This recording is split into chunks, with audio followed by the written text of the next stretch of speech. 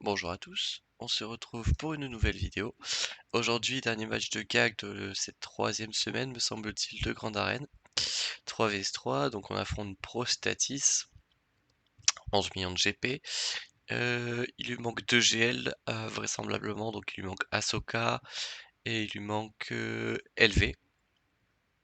Vous pouvez voir déjà dès la deuxième ligne qu'on est quand même sur un assez gros roster parce qu'il y a quand même une Obscure, Ataron Malikos, Dark Pain, Jedi Knight Cal Kestis, Grand Inquisiteur, euh, Ezra exilé un peu plus loin.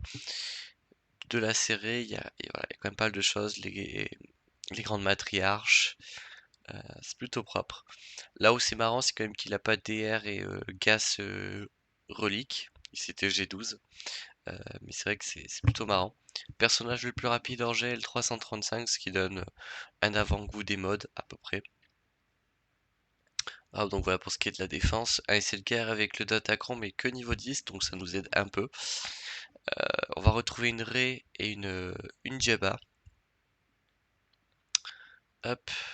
Donc pas très bien modé la Rey, ce qui est quand même un assez bon avantage. Il n'y a que la GL qui est bien modée, et encore qu'au niveau de la speed sur la Rey, c'est pas génial. Donc on va y aller en JML. Donc on va prendre un Datacron très important. Donc je me garde le Datacron Focus Jedi pour JMK, vous allez comprendre, si vous avez vu la dernière vidéo.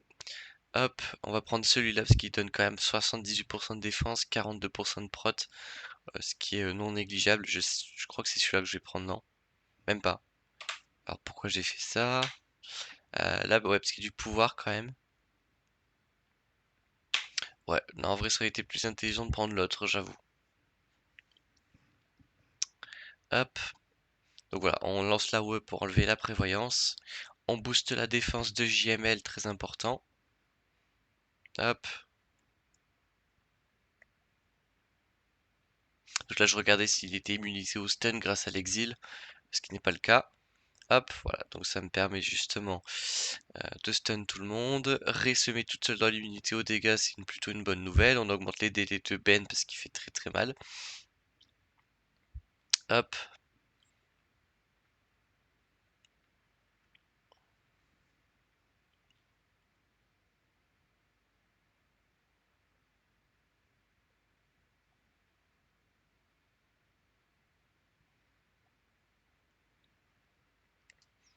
Hop, on essaie de progresser, donc faut autant affaiblir Ben que notre Rey, donc c'est pour ça voilà que je tape les deux. Hop.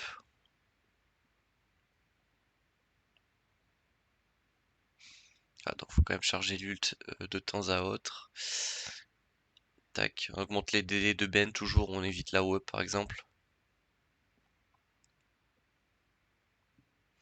On tank un premier ult, ça c'est plutôt une bonne nouvelle. Par contre derrière on prend l'exil et le Ezra, voilà, une très grosse capacité à dodge, ce qui a le don d'être énervant. Hop.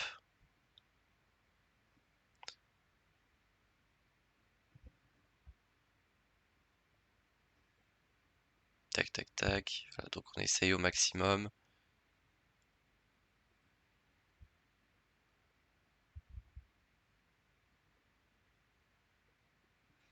Hop, donc on va pouvoir passer en ult avec JML, c'est plutôt une bonne nouvelle. Le petit blind sur Ezra pour éviter de prendre des gros dégâts, c'est cool.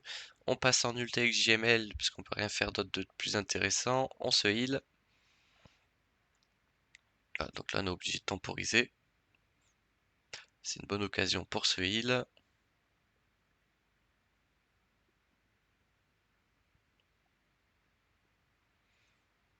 Voilà, donc là je perds les deux persos d'un coup, ce qui est plutôt compliqué.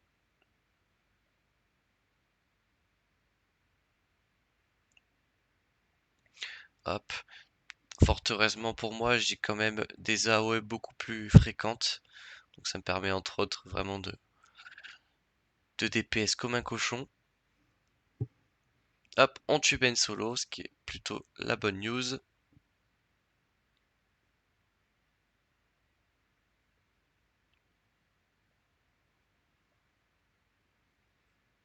Hop, Petit ability block sur Ezra.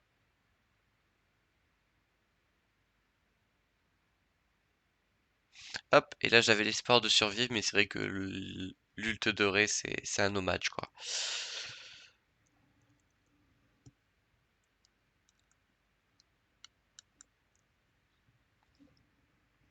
Donc ouais, c'est vrai que Rey est extrêmement pénible en défense, vraiment j'ai encore énormément de mal à la tomber. Donc là-dessus, c'est vrai que c'est compliqué. J'attends avec impatience la nouvelle conquête pour aller farmer encore du Datacron focus, hein. Le but, c'est vraiment d'avoir 2-3 gros Datacrons, histoire de compenser vraiment le manque dans le roster, parce que vraiment dans le roster, j'ai quand même pas mal de défauts, hein. Genre, j'ai vraiment très peu de très bons persos de conquête, dû à la pause, ouais, de 2 ans. Donc tous les personnages qui ont suivi ma pause, j'ai très peu d'éclat dessus. Je pense à Darkbane, à Taron Malicos, euh, et à tous ces persos qui sont broken as fuck, hein, comme Queen Amidala. Donc voilà. Hop. Donc là, voilà, on a tué le tank. Il nous reste l'arrêt obscur. Donc déjà, ce qui est bien, c'est que le Datacron est un peu moins balèze, donc ça nous permet justement de tomber la team légèrement plus facilement, sans pour autant que ce soit d'une facilité déconcertante. Donc on tue le tank, on focuserait autant que possible quand il n'est pas invisible.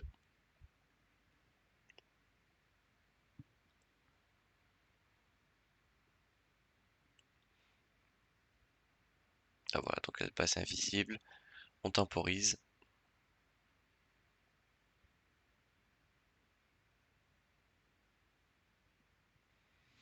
Tac tac tac. Voilà, donc la masse assist elle servait à rien, mais là je voulais vraiment m'assurer de la kill. Parfois vaut mieux s'assurer et gaspiller 1 ou 2 tours plutôt que plutôt que de fail lamentablement. Hop, donc là, voilà, il nous reste plus que le SLKR, l'immunité au heal, puisqu'il y a une très grosse capacité à se régénérer en frappant, donc c'est quand même dommage. Là, avec les prévoyances, il a beaucoup de mal à charger son ult, donc nous, ça nous laisse pas mal de temps pour l'achever, tout simplement. Hop, 56 bannières, c'est très très propre vu la compo en face avec le Datacron.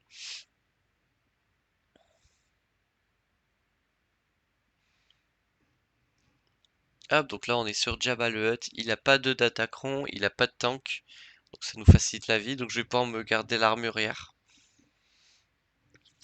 Hop, alors la vraie, j'aurais peut-être plutôt dû mettre l'armurière à la place de Watt, ouais, pour garder Watt justement avec autre chose.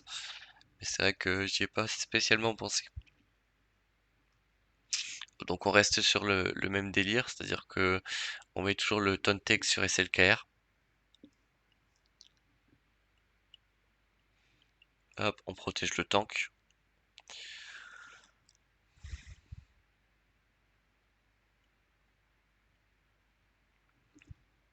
Hop,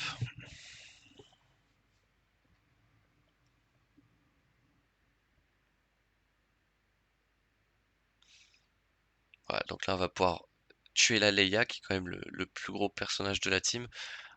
Là, sans elle, c'est déjà beaucoup plus simple. Bon, il reste quand même le garde d'esquive qui fait quand même pas mal de dégâts, mais bon, vous voyez que là j'ai SLKR qui est complètement rank up, il ne reste plus que Jabba, normalement on n'est pas trop mal.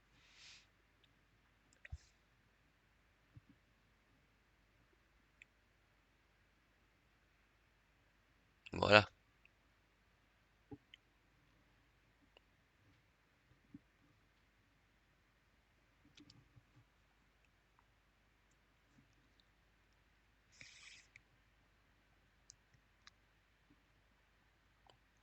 hop. Donc là-dessus j'envoie mon Jabba, complètement overkill on pourrait penser, mais en face je rappelle quand même qu'on a Ezra, pardon pour le micro, on a quand même Ezra Conquête, qui est un personnage d'une extrême pénibilité. Et on a Rey aussi avec ses ults aussi qui sont vraiment pas mal. Donc là forcément on part sur un focus de Rey. Déjà ce qui est bien c'est qu'elle s'est mise toute seule dans l'immunité aux dégâts, donc ça on n'a plus à s'en soucier. Hop.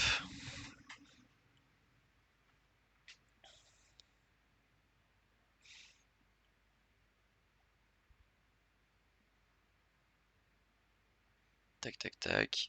Donc les détos, très important, hein. Va falloir en poser la blinde pour déclencher le contrat, pour faire du dégât aussi. C'est là-dessus qu'on va énormément se reposer.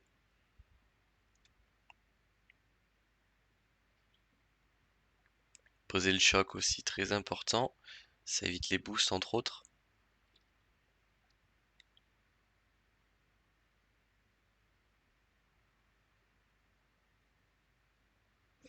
Hop, ouais, donc focus doré.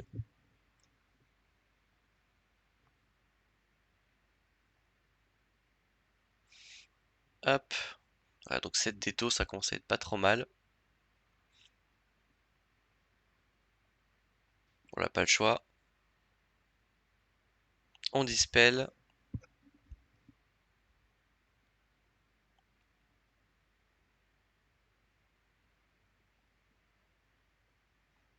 Hop. Alors on essaie de mettre des détos au maximum.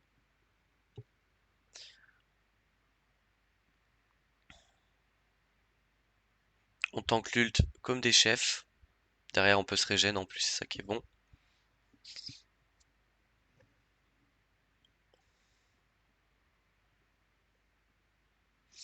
Là on se rend compte vraiment que le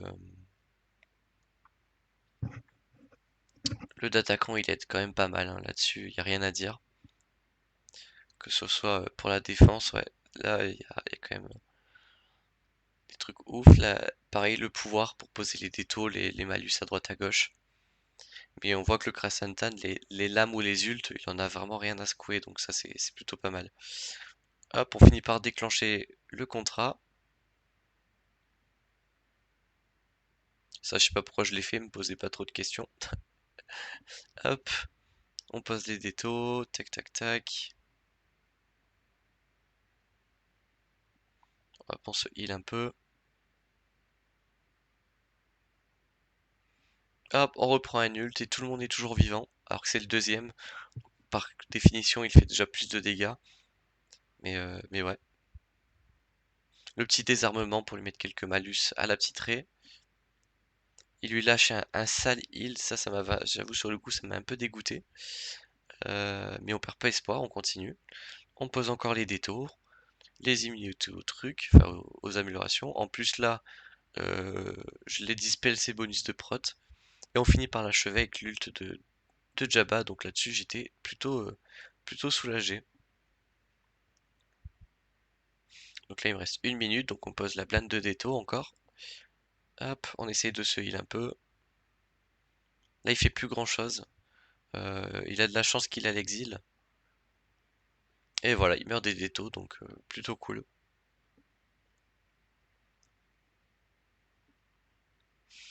Hop, sur la Qui-Gon, je vous remonte encore une fois le petit counter. En même temps, j'aime bien l'utiliser celui-là.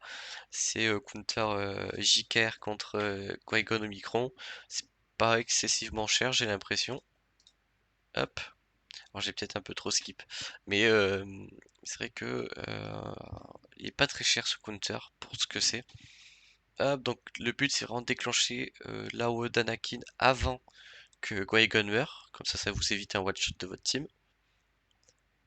Hop, comme ça. Tac, tac, tac. Donc là on le tue. Ton bonus sur Anakin, mais obligé de faire une basique parce qu'il vient de claquer son AOE. Hop, on le tue et il reste plus que Obi-Wan, mais bon, il peut rien faire tout seul, c'est un tank, euh, plus qu'un attaquant, donc là-dessus, il n'y a rien à s'inquiéter. Hop, voilà. 56 bannières, j'ai perdu un peu de prod sur Evan, c'est pas bien grave.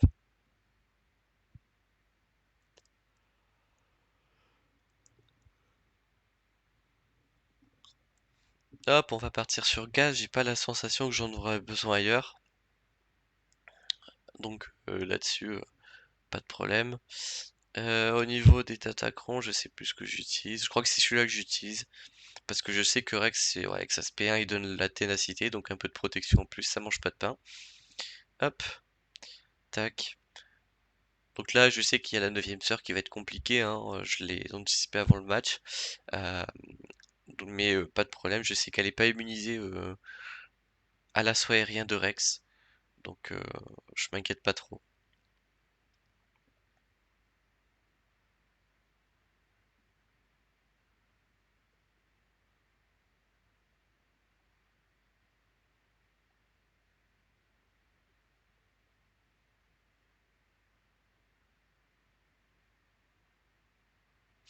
Hop, là j'essaie de prendre le tank avec Five justement pour permettre à Rex de rester en vie, de pas prendre d'ability block. Comme ça voilà, on peut one shot la 9ème sœur. Gas se relève tranquillement. Hop.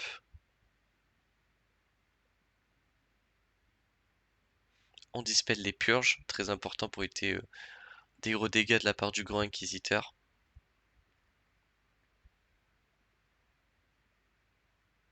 Et voilà. Grand Inquisiteur, ça tombe, 55 bannières. Et dans le bac, à ma grande surprise, pas de GL.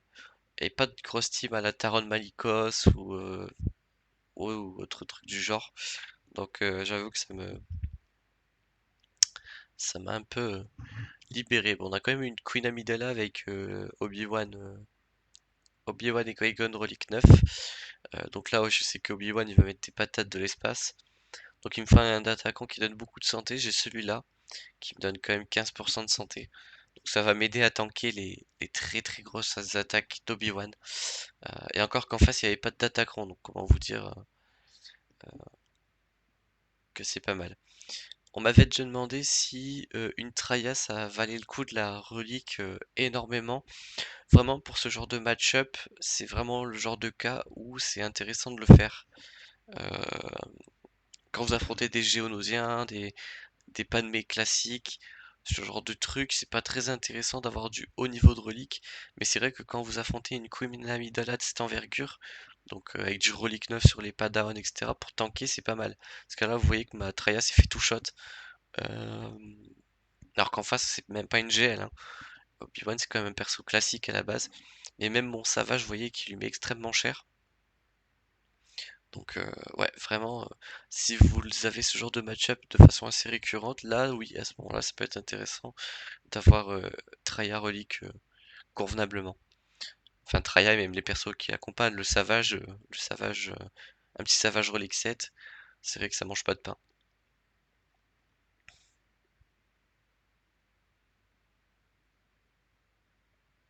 Hop, voilà. Donc 53 bannières, c'est pas très propre, mais ça reste un one shot, donc ça se prend.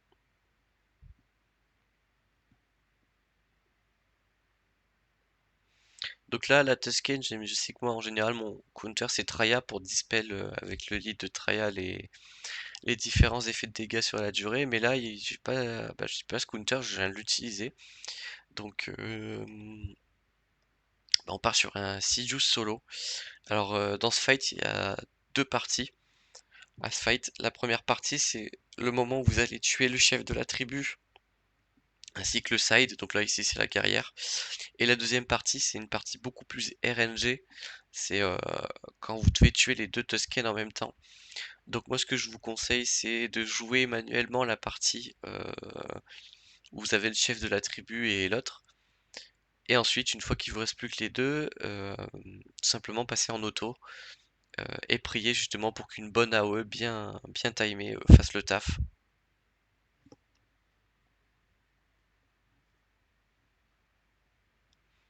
Hop,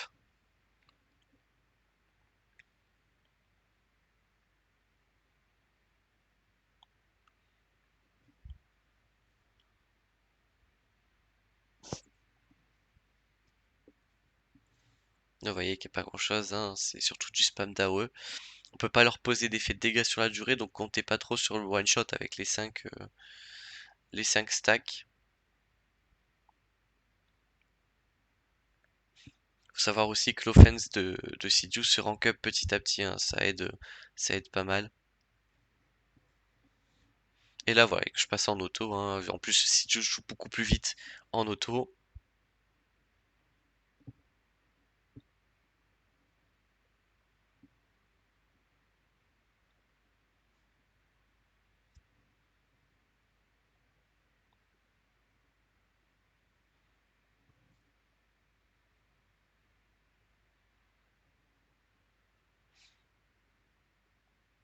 Voilà, 59 bannières, c'est allé quand même globalement vite, mais bon.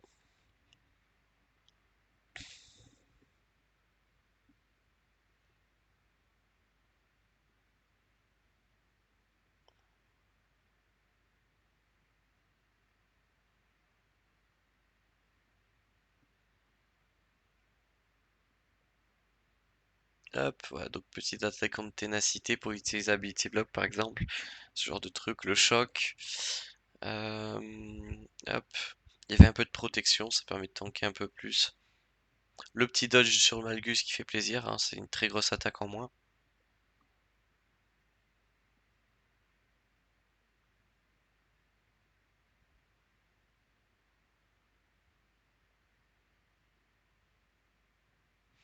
Hop, on heal un peu.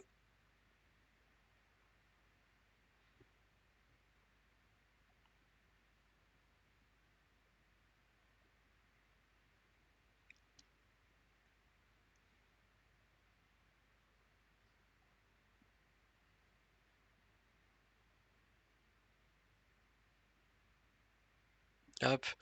Et envers et contre tout, Talon aura survécu, ce qui est plutôt marrant. Euh, donc voilà, 666 bannières de mon côté, plutôt pas mal.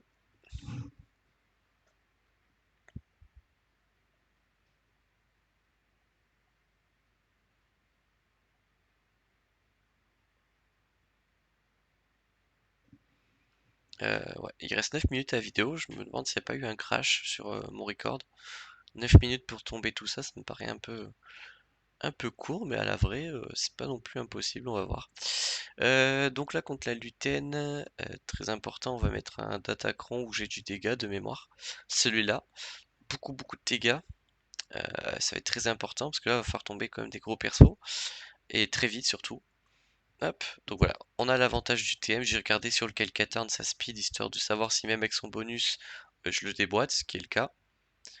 Hop, donc on tue le Kelkatarn, on tue le sbire, on pose le Fear. Ici, je me décide à tuer quand même encore une fois le, le sbire pour laisser le Fear se proc sur les autres persos. On va le retuer une deuxième fois parce que ça fait du TM en plus. Et il nous reste Luten Rael, voilà, à one shot.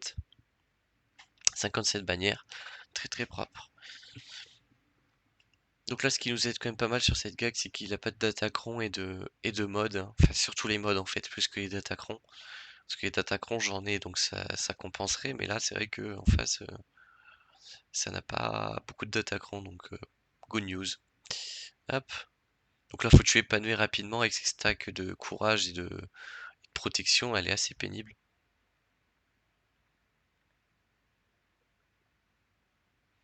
Hop,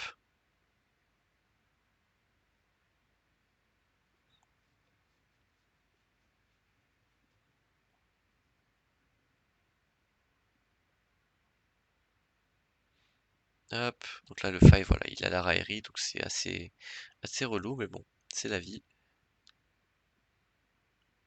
Là, on dispel la raillerie. En plus, il a le doute, c'est super.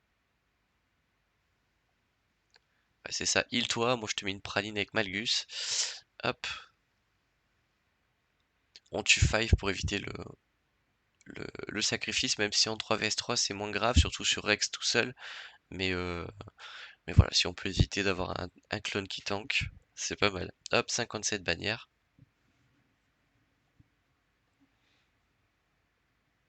Hop, tac.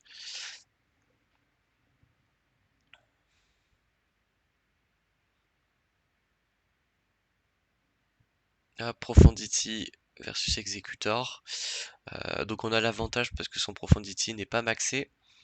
Et moi j'ai le petit vaisseau de Dash qui est de Dengar qui est extrêmement puissant. Tac. Donc on commence par une mass assist.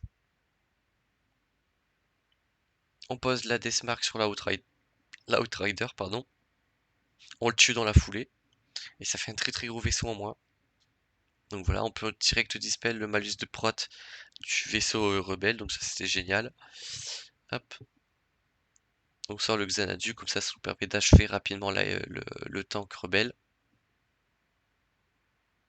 Voilà. Et il nous reste le Faucon Millennium tout seul, donc là il est obligé d'invoquer beaucoup de renforts pour compenser, ce qui est logique. Nous, on se focus vraiment le Faucon. Et là, même si il a déjà un renfort de disponible, euh, on a éliminé le gros de la team, donc là c'est juste de la survie et des bannières en moins s'il arrive à sortir quoi que ce soit, donc c'est plutôt cool. Hop. Là, je sors le heal vraiment pour récupérer une ou deux bannières, histoire de dire. En plus, lui, il fait le heal sur son vaisseau amiral, donc je perds pas de bannière. Lui, il a déjà fait l'AOE sur le Ghost. Donc là, normalement, c'est open bar pour les bannières. Voilà. Hop. Donc j'aurais perdu que une ou deux bannières, donc plutôt propre.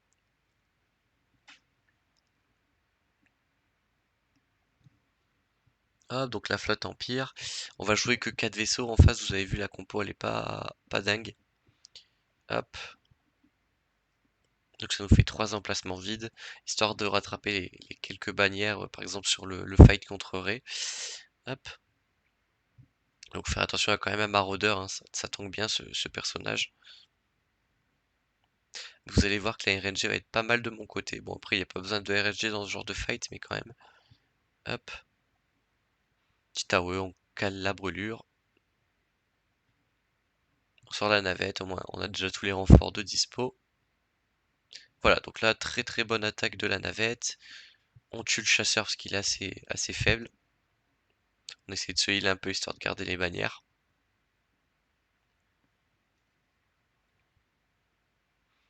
Mais là, à partir de maintenant, le chasseur de TE, il va tellement dodge que au niveau du TM, ça va être plutôt pas mal pour le vaisseau amiral. Donc c'est plutôt cool. Hop. Voilà, on est obligé de faire des basiques. Le truc, c'est que ce vaisseau n'a pas de PV, c'est des stacks, comme pour le B1 par exemple. Donc ben, forcément, c'est complicado. Hop, on le tue avec une petite AOE, nickel. Hop, petit dodge, premier dodge d'ailleurs. Hop.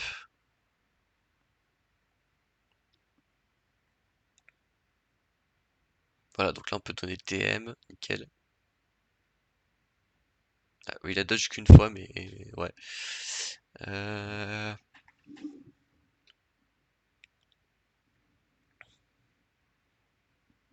Bon, en 3 minutes, ça se fait ces matchs-là, surtout si j'ai de la grosse compo.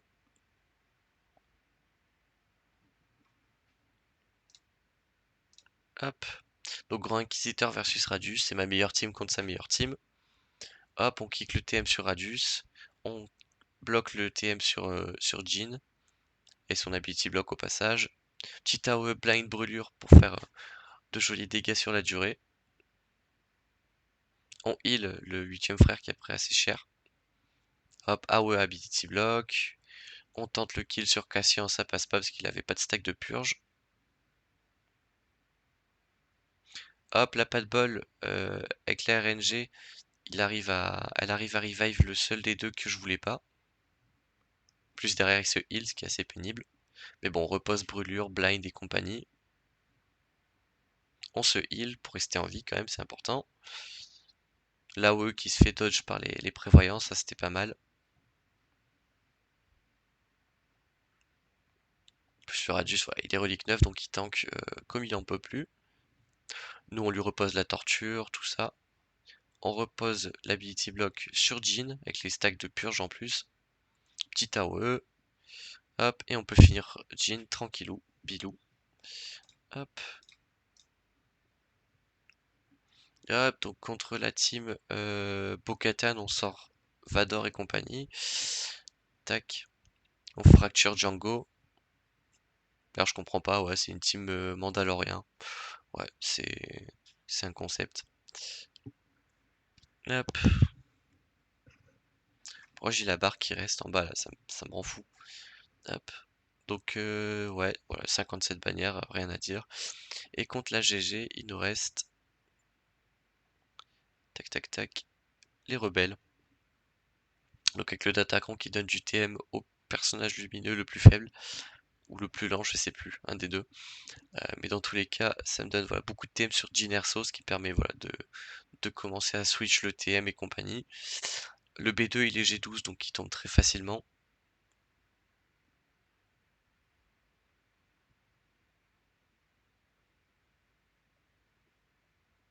Hop, première AE, deuxième AE. Hop,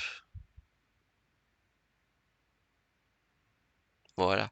57 bannières, hein, il n'y avait pas de résistance en face. Hop,